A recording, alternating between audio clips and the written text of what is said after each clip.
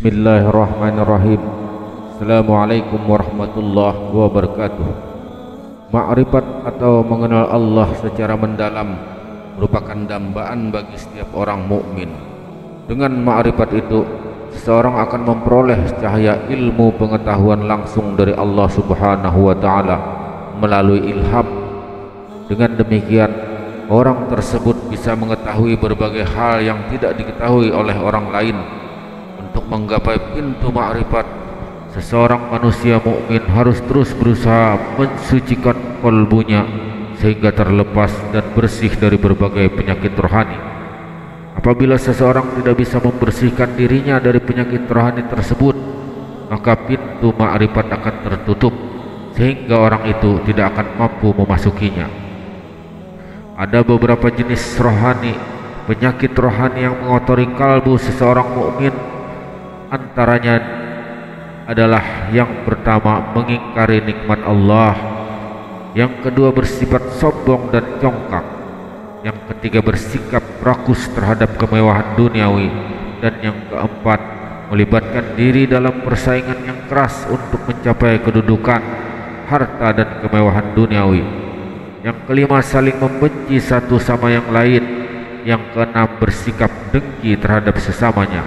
Dan yang ketujuh, gemar mendapatkan pujian.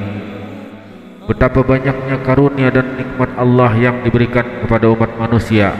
Demikian banyaknya karunia itu sehingga tidak mungkin dapat dihitung. Namun demikian, bagian besar manusia mengingkari nikmat tersebut. Sombong dan congkak merupakan sikap yang sangat tercela yang akan menjerumuskan seseorang dalam kehinaan. Kesombongan inilah yang pertama kali dipersonifikasikan oleh iblis sehingga menjadi makhluk yang terkutuk. Sikap rakus dan tidak pernah merasa puas adalah penyakit mental yang sering menggerogoti sebagian besar umat manusia.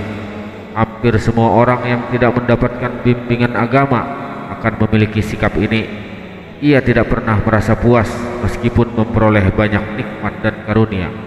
Orang yang rakus ini tidak pernah berhenti untuk mengejar ambisinya. Meskipun sekiranya memiliki satu lembah dari emas murni, ia akan mengharapkan dua lembah lagi. Singkatnya, ia tidak pernah merasa cukup dengan apa yang diraihnya. Dalam mencapai kedudukan dan harta, setiap orang selalu melakukan persaingan sehingga menimbulkan permusuhan dan saling membenci. Persaingan tersebut tidak selamanya buruk apabila dilakukan dalam hal-hal yang baik.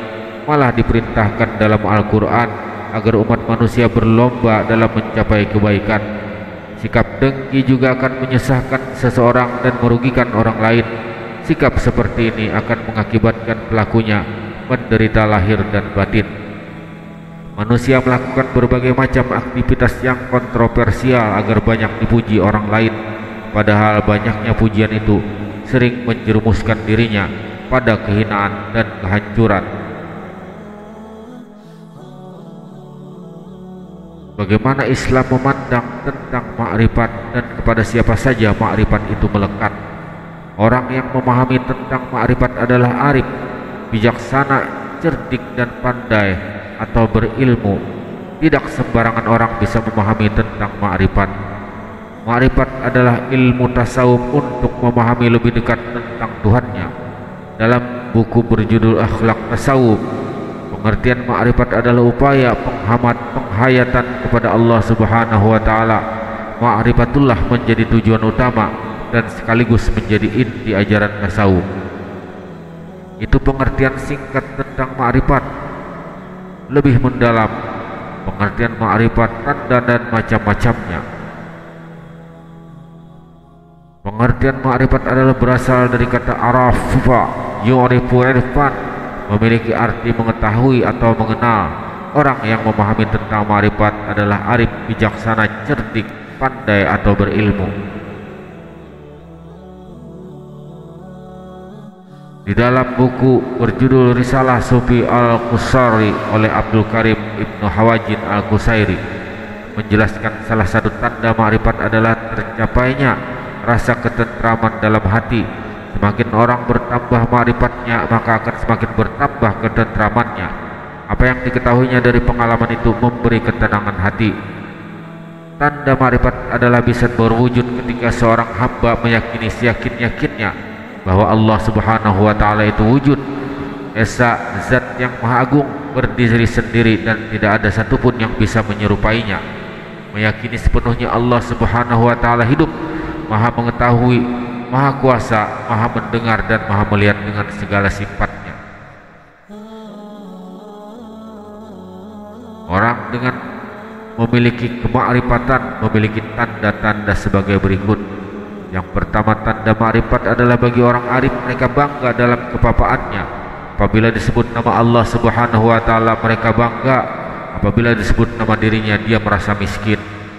Yang kedua, tanda makrifat adalah jika mata yang terdapat dalam hatinya terbuka, maka mata kepalanya akan tertutup dan saat itu yang dilihatnya hanya Allah Subhanahu wa taala. Yang ketiga, tanda makrifat adalah memahami bahwa makrifat merupakan cermin. Jika seorang arif melihat ke cermin, maka yang dilihatnya hanyalah Allah. Yang keempat, tanda makrifat adalah semua yang dilihat orang arif baik waktu tidur maupun saat terjaga hanyalah Allah Subhanahu wa taala. Yang kelima, tanda makrifat adalah seandainya makrifat berupa bentuk materi, semua orang yang melihat padanya akan mati karena tak tahan melihat betapa sangat luar biasa cantik serta indahnya, dan semua cahaya akan dikalahkan dengan cahaya keindahan yang sangat gemilang itu. Ada 3 macam makrifat yang bisa dipahami untuk mengenal lebih dekat dengan Allah. Yang pertama, makrifat al-tauhid, makrifat orang awam. Ini sebagai makrifatnya orang awam, yaitu makrifat yang diperoleh kaum awam dalam mengenal Allah Subhanahu wa taala melalui perantara syahadat tanpa disertai dengan argumentasi. Makrifat jenis inilah yang pada umumnya dimiliki oleh orang muslim.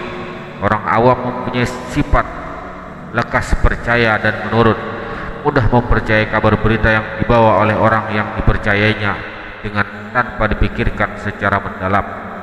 Kemudian yang kedua, makrifat al-burhan wa al-istidlal khas. Ini merupakan ma'rifatnya mutakallimin dan filsuf, metode akal budi, yaitu ma'rifat tentang Allah Subhanahu wa taala melalui pemikiran dan pembuktian akal. Pemahaman yang bersifat rasional melalui berpikir spekulatif. Ma'rifat jenis kedua ini banyak dimiliki oleh kaum ilmuwan, filsuf, sastrawan dan termasuk dalam golongan orang-orang khas. Golongan ini memiliki ketajaman intelektual sehingga akan meneliti, memeriksa, membandingkan dengan segala kekuatan akalnya. Dan yang ketiga adalah ma'rifat hakiki, ma'rifat khawas al-khawas. Ini merupakan ma'rifat waliullah, yaitu ma'rifat tentang Allah Subhanahu wa taala melalui sifat dan keesaannya, diperoleh melalui hati nuraninya. Ma'rifat jenis ketiga inilah yang tertinggi, karena ma'rifat ini diperoleh tidak hanya melalui belajar, usaha dan pembuktian, melainkan anugerah dari Allah Subhanahu wa taala kepada orang-orang sufi atau aulia yang ikhlas dalam beribadah dan mencintai Allah Subhanahu wa taala. Wallahu a'lam bishawab. Assalamualaikum warahmatullahi wabarakatuh.